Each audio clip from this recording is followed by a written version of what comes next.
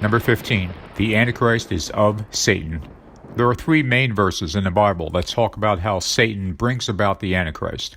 We have 2 Thessalonians, which says that the Antichrist's coming is after the working of Satan.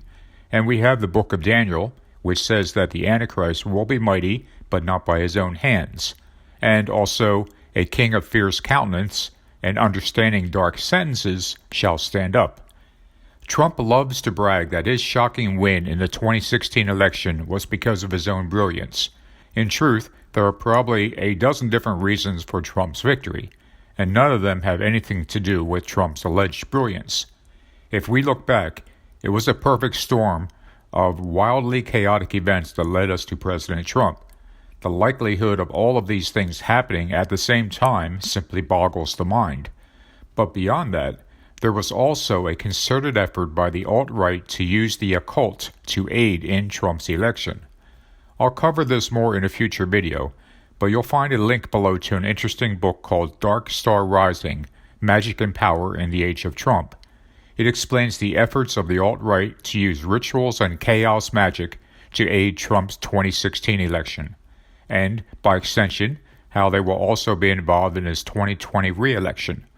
As a side note, his 2020 campaign manager has referred to his re-election machine as the Death Star, a most appropriate name. Number 16.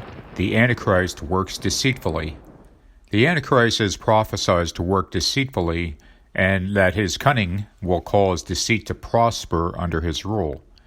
Trump's reputation for being deceptive was a known fact for several decades before becoming president. His dishonesty was so pervasive that his own bankruptcy attorneys testified under oath that they would only meet with him in pairs in order to prevent him from giving two different versions of the same story had they met with him individually. It should be no surprise that a man of his character, or lack thereof, should continue to be so deceitful as president. Many of those who have left the Trump White House speak of his profound deceitfulness on a wide range of issues. Number 17. The Antichrist is compared to a beast. The Antichrist is the first beast in Revelation 13, an evil monstrosity bent on taking whatever it wants by force and leaving a trail of destruction behind. It is simply a force of nature which cannot be stopped. Trump himself perfectly reflects these characteristics, with his extreme greed, desire for vengeance and praise, and seemingly unstoppable ability to get what he wants. Despite how things may appear at the moment, the truth is that Trump cannot and will not be stopped by man, and he will continue to get his way on everything ranging from the border wall to winning the 2020 election to seeking vengeance on his enemies. Number 18. The whole world marvels at the beast. The Bible makes it clear that the world is astonished at the Antichrist and is amazed at what it does. This verse could read the whole world marvels at Trump, and it would also be 100% accurate. Indeed, we have been inundated with news of Trump from the moment he came down the escalator to announce his candidacy to be president. The media was so fascinated by this person who could say or do anything at any second that they couldn't look away. None of us could. Now that he's president, the whole world does marvel at him. They simply don't know what strange thing he might do or say next, or who he might attack. As leader of the most powerful nation in the world, they certainly want to be on his good side, but are constantly left aghast at his words and actions. They marvel after him and are constantly astonished at what he says and does. Number 19. The beast arises out of the bottomless pit. According to the book of Revelation, the beast, or the Antichrist, shall ascend out of the bottomless pit. Back in the 2016 Republican primary, all of the candidates tried to figure out how to best counter Trump without going down to his level. No one could figure out how to respond to Trump's low blows because Trump would keep going lower. Conservative political commentator Ben Shapiro may have summed it up best when he said, "How do you sling mud at someone made of mud?" Even today, it seems Trump will say something or do something so outrageous that decent people wonder how much lower he can go. Has he finally reached rock bottom? And will he now finally act more presidential? The answer always ends up being no, as Trump manages to do or say something even more outrageous a few days later, if not sooner. There simply are no depths to which he won't go to pump up his own ego or to denigrate another person. In time, there won't be any depth he won't go to stay in power, and his actions and words will shock us all beyond measure. Trump knows no bottom because the pit from which he draws inspiration is bottomless. And did you know that the bottomless pit has an angel? Number 20. The angel of the bottomless pit is Apollyon. In Revelation we read, "And they had a king over them, which is the angel of the bottomless pit, whose name in Hebrew tongue is Abaddon, but in the Greek tongue his name is Apollyon." According to the Bible, Apollyon means the destroyer. The Trump penthouse in Trump Tower is adorned with images of Apollo, a derivative of the name Apollyon. On the ceiling is a large mural of the Aurora fresco, also known as Triumph of Apollo, led by the Aurora. Considering the large number of statues and artwork dedicated to Apollo in Trump's penthouse, one can't help but conclude that Trump greatly admires the god Apollo. During the 5th century BC, Apollo became known as the sun god, the symbol of which was often used in ancient battles to represent the god of forces. Trump's entire penthouse is a testament to his love of Apollo, the sun god. But he doesn't just love the god of forces, he honors him. Number 21. The Antichrist honors the god of forces. In the book of Daniel, we read, "In his estate shall he honor the god of forces, and a god whom his fathers knew not shall he honor with gold and silver and with precious stones and pleasant things." The god of forces is the sun god, as I mentioned a moment ago, and Trump has a virtual shrine to the god of forces in his penthouse at Trump Tower. In it, you'll find statues of gold, of silver, of precious stones on display, all to honor the god of forces. Trump's love of gold is directly related to his love of the sun god, or the god of forces. Beyond the gaudy, over-the-top gold decor in his penthouse, and on nearly everything else he designs, Trump's love of gold even extended to the White House, where on the first day he replaced the red curtains of the Oval Office with those colored gold.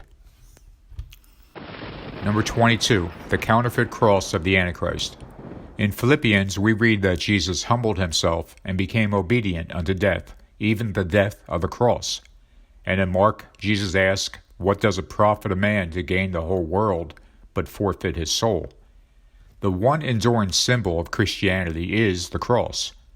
To Christians, it signifies the incredible sacrifice that Jesus made for us, and the wonderful gift of eternal life that we can receive by simply accepting him into our lives. The image of the Christian cross is exceptionally powerful to those who believe. Thus, it should come as no surprise that the Antichrist would also have a very similar image, one that he would use to mark the things he claims are his. Only the cross of the Antichrist doesn't signify sacrifice and humility, but greed and ego. The Antichrist is proclaiming that it's the things of this world that matter, and that he is the one that we need to look up to and admire. The cross of the Antichrist is a testament to his monstrous ego. Trump's cross has one notable difference from the Christian cross. It's missing the head of the cross, perhaps a symbol that the Antichrist considers no one to be above him. Number 23. Christianity perverted. In Matthew, we read this statement from Jesus: "No one can serve two masters. Either you will hate the one and love the other, or you will be devoted to the one and despise the other. You cannot serve both God and money." Preachers of the prosperity gospel have historically been on the fringes of Christianity, and for good reason. Their name-it-and-claim-it money-oriented gospel teaches that God wants his people to be wealthy, and that being successful is a sign of living a good Christian life. Unfortunately, the prosperity gospel is no longer on the outside looking in, but an integral part of the Trump administration. Trump has surrounded himself with preachers who connect personal wealth to one's Christian faith. In fact, Trump recently chose Paula White, a popular longtime prosperity preacher, to oversee his evangelical advisory board. This is not surprising since Trump grew up listening to and admiring Dr. Norman Vincent Peale, one of the original prosperity gospel preachers. By making the prosperity gospel the focal point of his evangelical advisory board, Trump has marked his administration's stamp of approval on his preferred Christian religion, the religion that wants money or financial success is connected to one's worship of God. Why does this matter? Because when the Antichrist and false prophet institute the mark of the beast, it will also connect one's money to worship. Only it will be the worship of the beast, not of God. You will not be able to buy or sell, that is, you won't have access to money unless you have the mark of the beast, signifying your worship of the beast. I'll talk more of the mark of the beast in a few moments, but suffice it to say for now that Trump's prosperity gospel, which connects money to worship, is exactly the same concept that will be at the heart of the Antichrist beast system. Number 24. Satan is described as a roaring lion that devours. In 1 Peter we read, "Be sober, be vigilant, because your adversary the devil, as a roaring lion, walketh about, seeking whom he may devour." It's rather stunning that the Trump administration and Trump supporters cast him as a powerful lion on the prowl, or even riding a lion while carrying the American flag, looking for an enemy to devour. In one picture after another, we see Trump being compared to a lion, and the imagery is straight out of Bible prophecy.